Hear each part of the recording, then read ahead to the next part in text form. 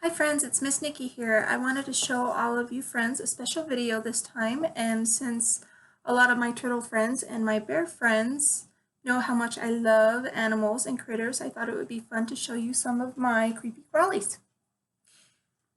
Um, I know we talked about doing this inside the classroom, however, I feel like it'll be better for me to show you them at home because we can get up close and look at all of them. All right, I'm going to be showing you 3 of my favorite tarantulas that I have, and then I will be showing you guys a colony of scorpions. So let's get started. Okay, so the first one I want to show you is my Mexican redknee. We're going to get up close and personal. All right, so this is my Mexican redknee tarantula, and as you can tell, it's very pretty. It's got a pattern on it, orange and black. The specific tarantula is found in the Pacific coast of Mexico. This is a girl tarantula, my friends. And like all other critters and spiders, this lovely little lady eats insects like crickets and cockroaches and worms like mealworms. All right, friends, the next one that I'm going to show you is this rose hair tarantula, okay?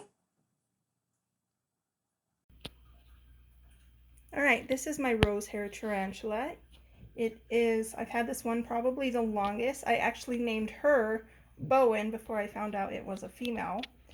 She has extremely huge fangs, but don't let them intimidate you, because when you see a teacher and they have a tarantula in their classroom, most of the time it is a rose hair tarantula. They're very, very popular for teachers.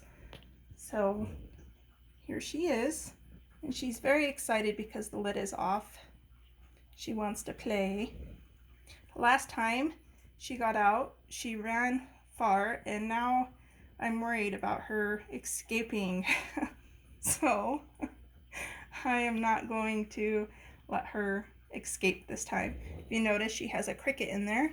It's because that's what she likes to eat, is crickets. She's a lot of fun. She's very pretty. She is found in different areas, also in South America. She's found in South America, Chile, and Argentina. This is where you will find her. She can live for quite some time. All tarantulas, they have a very wide range of how they can, or how long they can live. So 5 years, I've had her for 5 years, and she was an adult when we got her. So I couldn't tell you exactly how old she is, but apparently they can live for up to 10 years, I'm guessing. So I'm pretty excited to see how long we have this lovely girl. All right, the last tarantula that I want to show you guys is my Brazilian black and white. All right, so this is my Brazilian black and white, and as you can tell, she has made a mess with her cage. She has web all over, but she's very pretty. We can't really see her. I'm gonna try and get her out so we can check her out. She just got done molting. I'll explain what that is in just a moment. It's very fun and interesting, but let me see if I can get her out real fast, okay? All right, I've got her out, and just look how pretty she is. Brand new body. She's shed her exoskeleton completely off. Isn't she pretty? Like I said, her name is a Brazilian black and white, and she has white and black legs, and her hair on her body is red, and her bottom part is also red. You can see how very, very, very pretty this one is. She's found in Brazil. She can also live for up to 10 years. They've been known to. How long in captivity? I think it's 10 years is what it said.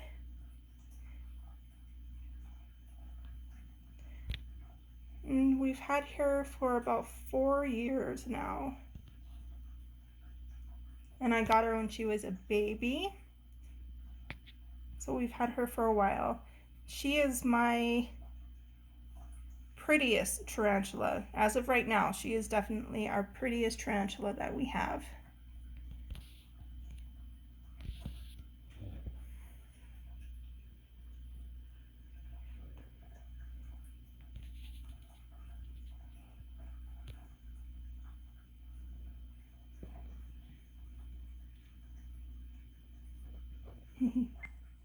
All right, so the last ones that I want to show you are my scorpions, and I have a colony. So let's go ahead and get going. Okay, so here is their cage, and as you can tell, you cannot see any little critters, but you know what? That's because they're all underneath there. So let me pause the video and I will get them out. Alright, so this is a colony of 3 and I just started it. So hopefully within the next couple years I get to have more. Alright. This is my emperor scorpions. They're native to West Africa. This one is the biggest. Those two are temperamental.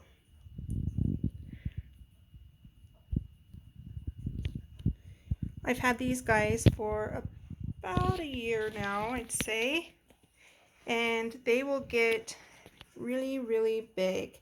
They are actually full grown, I think is 3 years. 3 years they'll be completely full grown, I'm thinking, and then they don't really live that long. They only live for about 7 years. This one is Poised. This is a very sassy. He's sassy, very cranky. The biggest one right there is Docile, meaning not so mean. She just kind of hangs out.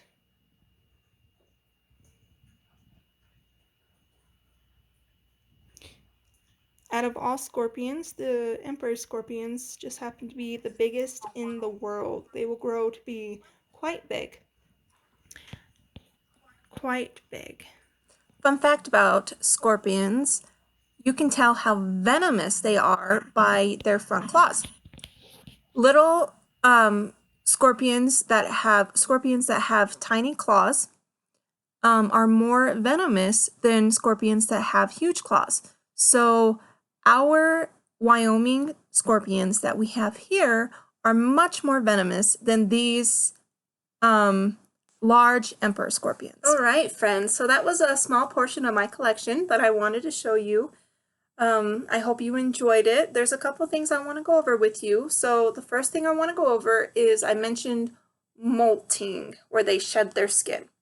So basically what happens, and all spiders do this, a lot of bugs do this, tarantulas do this, centipedes do this, any arachnid does this. So arachnid meaning like mites and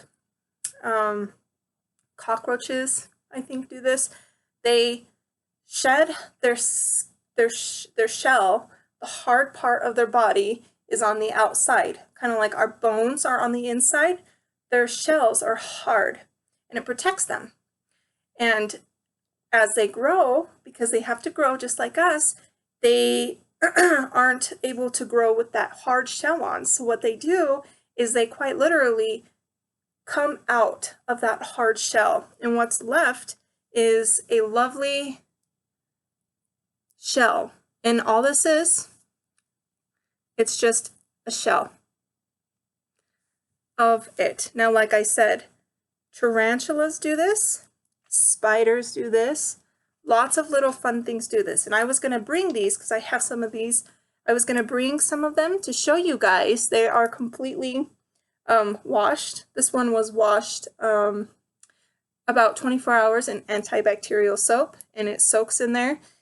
Anyways, it's a very fun process, and you guys should definitely look into it. So when you see that dead spider in your bathtub, and you're like, there's a spider, and your mom or dad comes in and they're like, oh no, that's dead. I don't think it's dead, my friends. I think that it is just lost its outer skeleton shell. Because you know what happens? As soon as they're out of the hard shell and they're completely slithered out of it, they just slither on out of that shell, what they do is they stretch their body completely out because they're all tied up inside the shell. And then when they're out of it, they can be like, oh, I gotta grow again. But you know what happens is they're very, very, very, very soft. All. And I'm talking about like centipedes and ticks and scorpions. Scorpions do it too.